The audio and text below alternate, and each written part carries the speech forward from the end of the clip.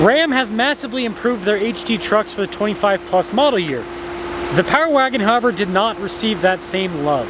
I'll include a link to the Doug Smith Rams website in the description down below. Also include a link to my car buying guide. By the way, if you have any questions and need any help, just ask for Hunter. Let's get into it.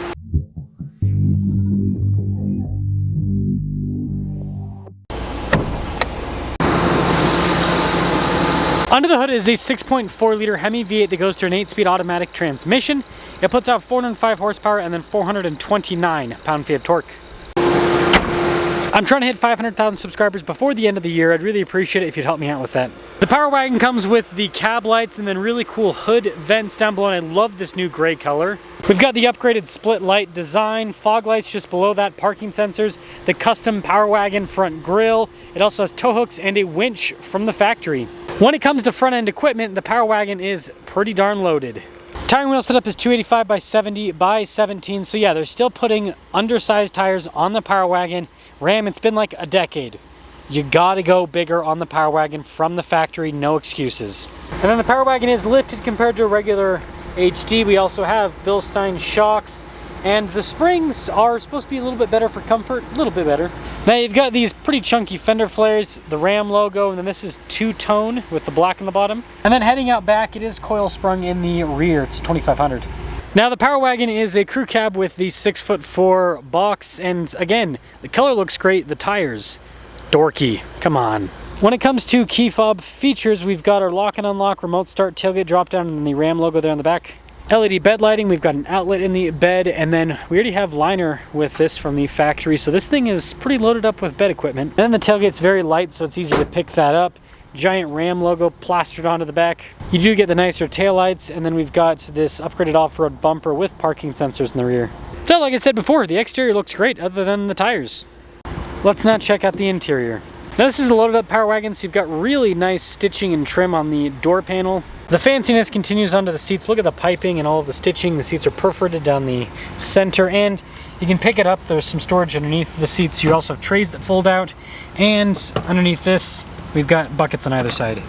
Legroom in the back is good. We also have a little storage pocket. We've got some cup holders, USB ports, heated seats, and an outlet. And yes, this is still the regular crew cab from the old Rams. They still haven't done the new one. Keyless entry for up front. Let's check it out. Blind spot monitoring with the mirrors. They also power fold in and power extend out, and you can adjust the mirrors with power. It's very fancy. This comes with memory seats. Here's all those mirror adjustments. Front two windows are automatic, and then you've got more fancy trim on the front door panel.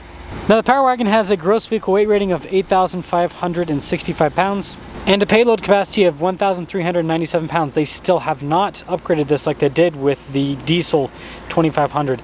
They need to add payload to the Power Wagon. This is not enough for an HD.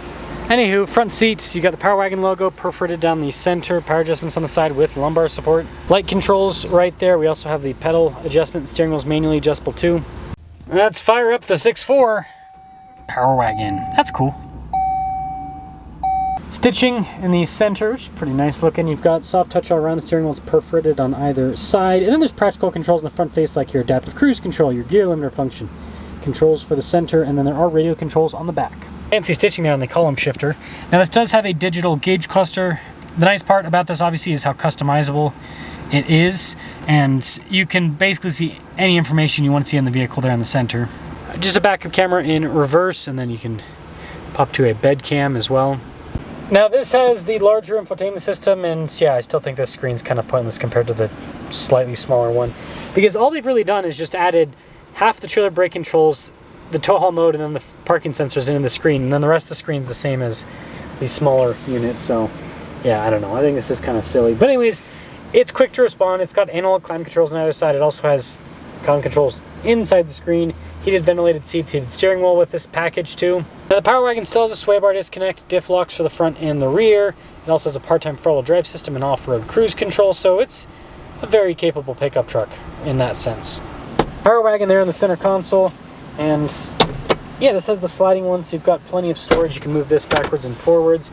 We also have some USB ports, 2 phone charging pads, and an outlet at the very bottom. This one's got the passenger screen. There's a little plaque there off to the side that shows like the horsepower and stuff, kind of overkill. Just a regular rear view mirror, and then the glass in the back does open via power. 2026 Power Wagon. $81,215. Let's see how the Power Wagon performs. Power Wagon. Let's see how this big beast performs. I did not think this through. This is going to be fun turning around. I love the Power Wagon, but Ram doesn't seem to give this truck any love. This truck really hasn't changed. I mean, it's got like slightly different interior, this and that, but the truck really hasn't changed in terms of what it offers in like 10 plus years.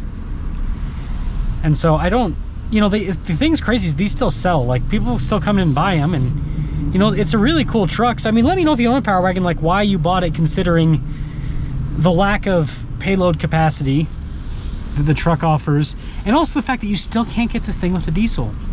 And the thing that annoys me the most from Ram is all I hear is excuses.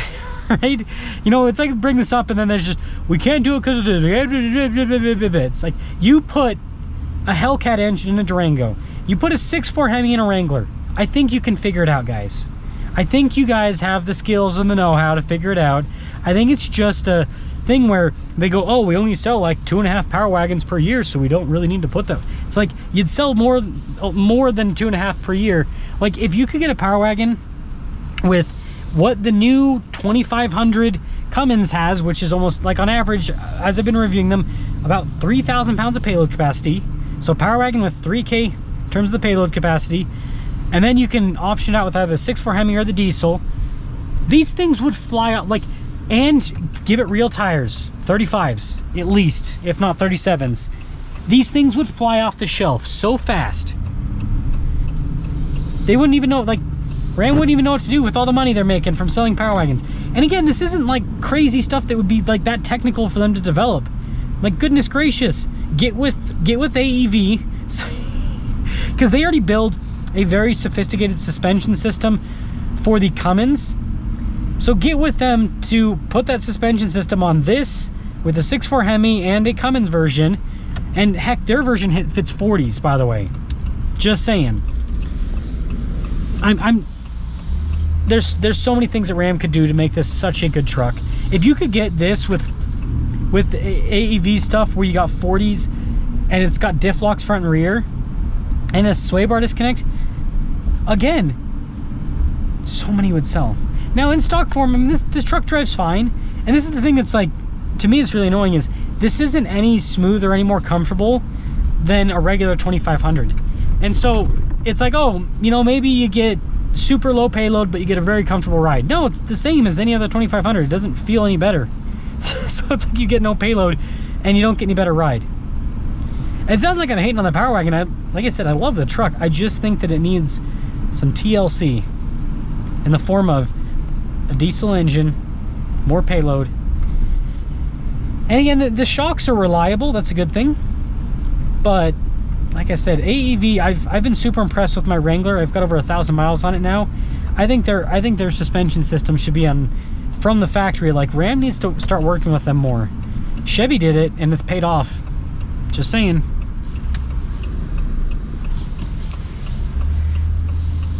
And you know, the 6.4 Hemi is a good engine. It just doesn't have a crazy amount of torque. And again, the excuse I've heard from people I don't know if they still work for Ram, but people that I've talked to that have worked for Ram at some point is, oh, well, you put this 6.4 Hemi in low range with the Power Wagon and with the torque multiplication. It's like, cool story, bro. I want a diesel. I want 1,075 pound-feet of torque. 429 ain't gonna cut it in 2025. We're almost in 2026. So, yeah, this truck truly is the definition of, it's a good product, but it's got potential, but it's not living up to its full potential. So, yeah, that's my thoughts on the Power Wagon. And you know, you guys know I still like, I said in the walk around, I don't like this bigger screen. It's pointless. Stop doing pointless screen space. You don't need to have having a bigger screen just to have a bigger screen, like what I have in my Wrangler, is the dumbest thing that I have ever seen in the car industry. And the passenger screen, people seem to be split on that. I'm not split on it. I think it's stupid, but I've gotten comments from people saying, oh, it's super useful for road trips, and okay, fair enough. I still think it should be a standalone option, not part of a package. Because maybe someone wants a fully loaded interior and they don't want a screen on the dash. There, they just want one big screen. One big screen's more than enough. I'm someone who definitely shares that opinion. But yeah, I mean, again, the interior's nice. Like, I feel like I gotta tell you guys about a few of the high points because I've been pretty critical. The interior on this truck is nice. Like, its build quality is great. Like, this is such a cool truck. It's just they're missing the boat a little bit. And you know, I think the new Silverado ZR2 Bison really shows that, because that truck is going to continue to, I think, outsell the Power Wagon, even though it's more expensive, because it offers a diesel. It offers a great suspension system. It doesn't have a sway bar disconnect or a front diff lock, but it has enough equipment, good bumpers, and all of that, that people won't care. They look at that truck, it's got the looks, they're like, yep, I'm going with that. So, Ram, take my advice. You'll make more money. If you don't take my advice, then I'll keep making fun of you for putting dorky tires on the Power Wagon. I will bully you until I get my way.